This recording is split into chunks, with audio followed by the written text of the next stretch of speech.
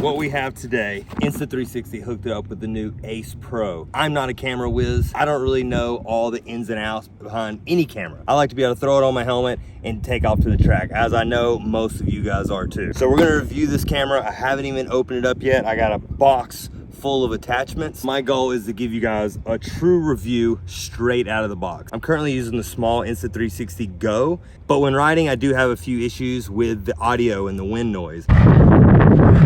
Granted, it is the first generation. This being the newest camera from Insta360, I can only imagine the wind noise has improved quite a lot. We have a watch view screen, which is gonna be super helpful for when my camera is on my head and I can't actually use the view screen here. Handlebar mounts, extension poles. We have the motorcycle bundle, which you know we're gonna be able to use on the bicycle. We have one of these I've actually been looking forward to owning for quite some time. It's actually a waist strap where you put the pole out behind you. So that should be an exciting shot. We're probably gonna use the 360 camera for that one. Microphone attachment, spare batteries, and a chin bar. So one thing I will say, I absolutely love the Insta360 app. It's been nothing but great for me. Again, I've been using the first generation Insta360 between the Go and the X. So now, just opening this up right out of the box, we're already set up. We're ready to go. Like, it's quick and easy. App works super well, efficiently, and it's really easy to understand. So like I said, I want to do a review of this thing straight out of the box without having to change any special settings. But we are going to use the free frame video because I really like that setting, and we might get a shot. We can use both, and I can show you guys how that looks. So here's my Apple Watch for reference. It's pretty close. It's a little bulkier, but this is actually going to be convenient. So I'm gonna get this hooked up, throw my kit on, and get on the track. So we're trying just straight under the visor first. This is where I normally run the Insta360 Go. This is a little bigger than ideal for under the visor. Obviously, it's kind of in my view, but I want to try it here, and then we're going to put it on the mouthpiece. We're not going to play with a lot of settings in this video, but I know HDR setting is super easy. That's going to change the color. We're going to learn this camera as we go, one lap at a time.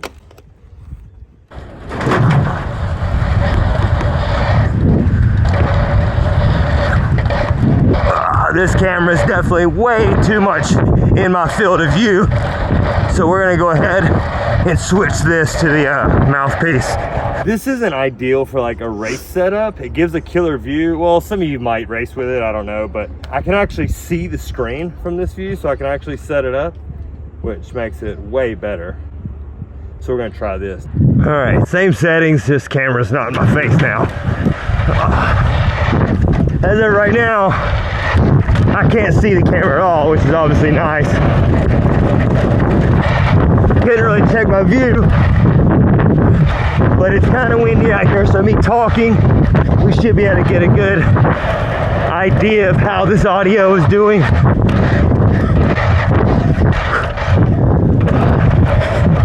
360 X2, it's kind of long, so it actually hits my chest. This one, not one time did it touch my chest then, which is nice. All right, so now I want to try the slow-mo. The highest frame rate is 240, but we had to switch to wide angle for 240.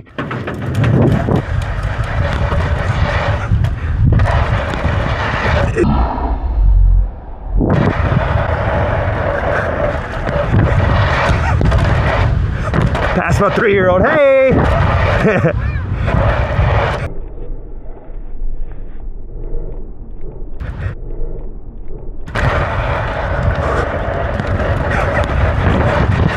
Yeah.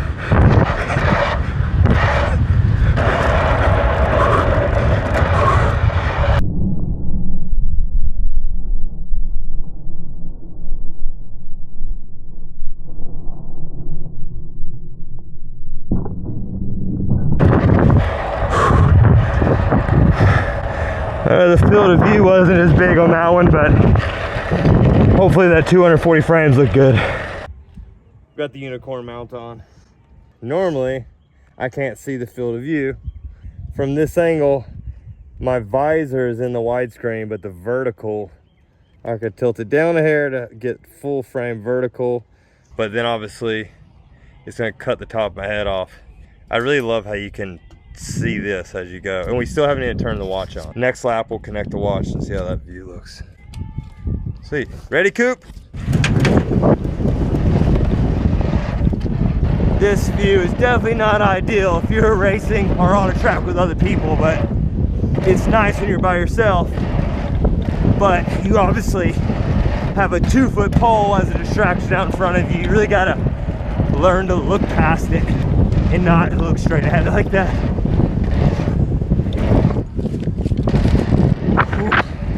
All right, haven't done this shot in a while. And I always like how this frames up.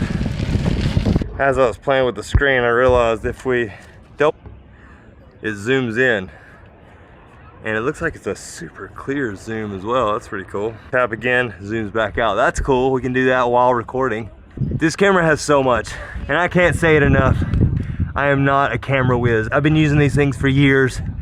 I do my vlogs, I do my YouTube channel and all that, but I try to keep it as simple as possible, even when it comes to editing and everything. I got enough to think about on the track, so when it comes to the camera stuff, I just want it to work. So when I pull these off in post, if this footage is more clear, sounds better than all my other cameras, then it's gonna be a win for me altogether. Again, we just want a good picture. Obviously we have a perfectly sunny day, lighting is great, and then have good audio, right? So I don't know if I'm gonna race with it because it is bulky, but it is gonna open up a whole new avenue of different content where I can get vertical and landscape all in the same frame. If I film something vertical, that's a specific day of filming and editing.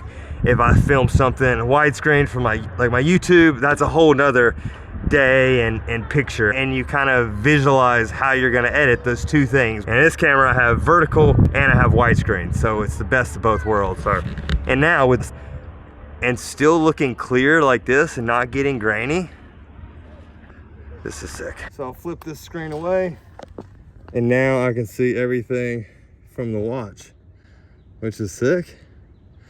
How cool. So we got a dashboard. So that's gonna be all like GPS settings. So this camera tells you like your speed, your altitude, all kinds of different stuff that I haven't dove into yet to learn. We're gonna keep it basic. This is actually pretty cool. Straight out of the box, this took maybe 10 seconds to connect. Like I said earlier, I've always had nothing but good experiences with this Insta360 app. There's never been a lag. Everything works quick. Everything's easy to understand. From this view, I'm only seeing widescreen. I'm not seeing vertical. So we're recording. Okay, we're recording from the watch. Again, HDR is turned off and wind is turned off.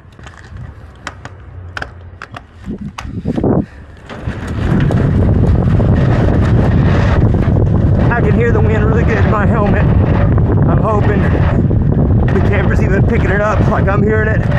Oh, it's weighted. This pole gets a little heavy.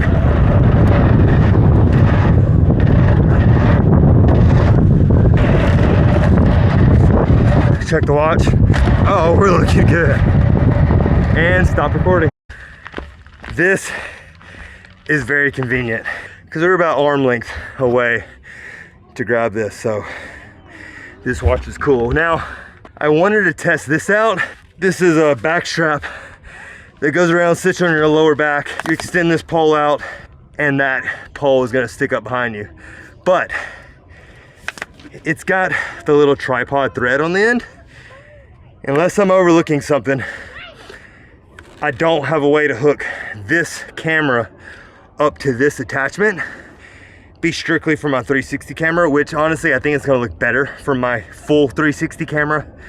I know I keep saying 360. This is Insta360, but this is your normal type action camera, and then their 360 X2, the full 360 view. That's actually gonna look better with this one anyways, but I wanted to keep this review super simple. I want you guys, normal consumers like myself. I know I'm not a normal consumer and it's not my first time, but I should have a lot more knowledge than I do now. We're gonna wrap up the filming. I have plenty of footage to go through now. I'm gonna get on my laptop. We're gonna review all this stuff and then I'll talk a little more. With all these new extra mounts I got, with all these settings on this camera I gotta learn, we have so many more videos to come. So we're gonna put all this stuff away. I'll see you guys at home in my office. Peace. All right, so the Insta360 ACE Pro. My overall impression out of the first use, I can give it a 9 out of 10. And the only reason I haven't given it a full 10 is because there is just so much I need to learn about this camera. Just like I said before, it is so simple to use. The menu is easy to navigate, everything is easy to understand, but there is so much more about this camera than I even expected. I obviously wanted to make this simple, straight out of the box, but because I did that, I didn't research much on this camera. As I've dove into so many YouTube videos about this camera, I am blown away at the stuff this camera can actually do. I've actually linked a bunch of videos that I found that are super helpful. It's almost overwhelming, the technology that's in this camera. These things have come so far since the first round of action cameras that we've all used before. If you're in the market for an action camera, as soon as you dive into the videos about what this thing can do, I think it's going to be very easy to make that decision on which one to go for. This camera is definitely leading the market for action cameras right now. Again, I'm probably not gonna race with this camera. This camera, for me personally, being a racer and a lot of my action camera footage is POV race action, we need it very small. So I'll continue using the Insta360 for all my race and riding footage, but if I'm out of the track and I have time to actually film or I'm trying to create some cool content, this is absolutely gonna be my camera of choice. I can do the landscape, I can do the vertical shots, all in one clip, which makes my life so much easier. So if you're in the market for a new action camera, I highly recommend doing the research and watching these videos, purely so you know what you're in for and you know what you're buying, because you're buying so much in one small camera. I know I don't really do many camera review and products like this, but this is one I felt the need to put a basic one out there because, again, it is very much my style. I want things simple and easy to use. I'm excited to actually dive into this camera more and actually create cool stuff, especially with the AI features. It's not something I would normally use, but it could just open up a new world of YouTube shorts and cool reels and cool just little features to videos. So I haven't even tried to explore those options yet, so that's a lot to learn. As of now, I'm very stoked on the ACE Pro. I look forward to playing with this one more. So until the next one, if you have an ACE Pro and you have some links that you would like to share, please leave them in the comments. I would love to learn as much as I can about this camera. Until the next one, get out there, create some good content, and have fun on your bike. See you guys soon. Peace.